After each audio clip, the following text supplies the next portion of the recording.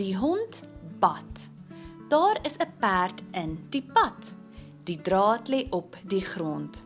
See if you can translate these sentences in English.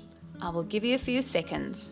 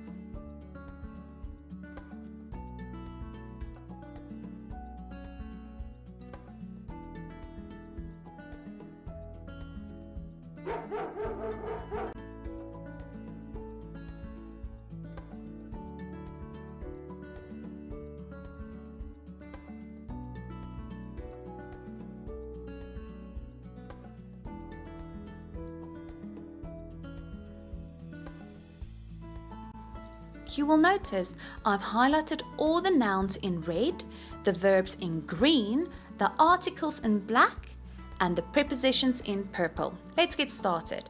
Die hond bad. Translation, the dog baths. Or you can say, the dog is bathing. Very interesting. Why did I say is bathing? Well, we will need to look at the tenses in Afrikaans.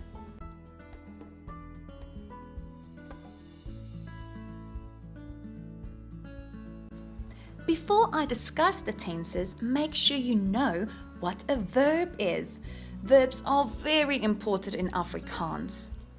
Type in verb, followed by teacher Antoinette, and press enter. Let's take a look at the tenses. Can be present, past, and future. For example, he baths, hy bad. It's a direct translation. He bathed, hy het gebad.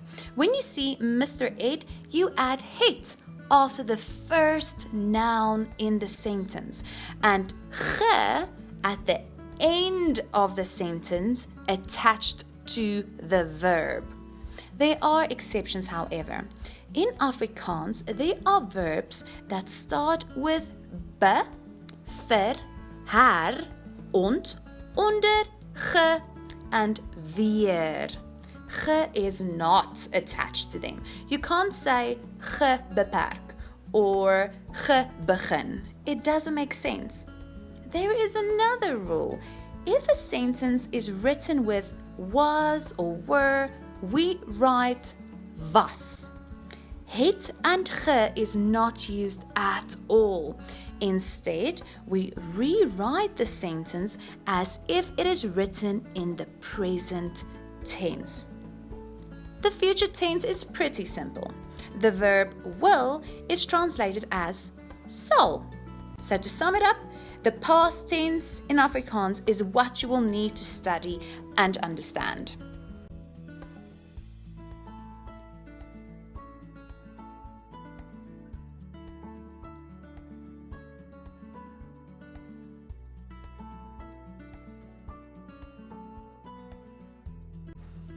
Did you know?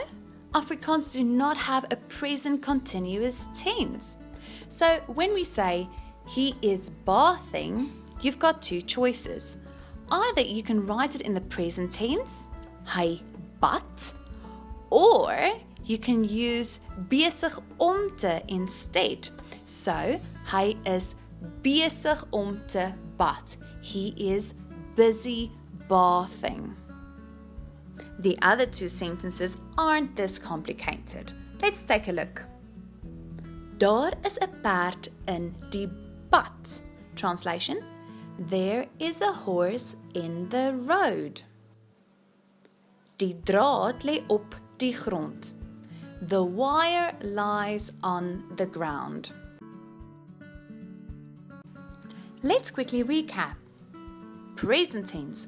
Most of the sentences can be translated word for word. For example, he baths, hy bad. Or you can say, hy is besig om te bad. He is bathing, hy bad. Or, hy is besig om te bad. The same rule applies. In the future tense, we can do exactly the same. Most of the sentences can be translated word for word. So, he will bath, hy sal bad. He will be bathing, hy sal bad. In the past tense, we use het and ge.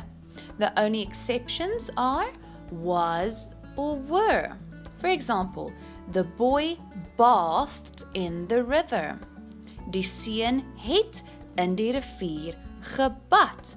So remember, het is written directly after the first noun and ge is written at the end of the sentence attached to the verb. Then, he was very sad. Hy was baie hartseer. It is rewritten as if it is in the present tense.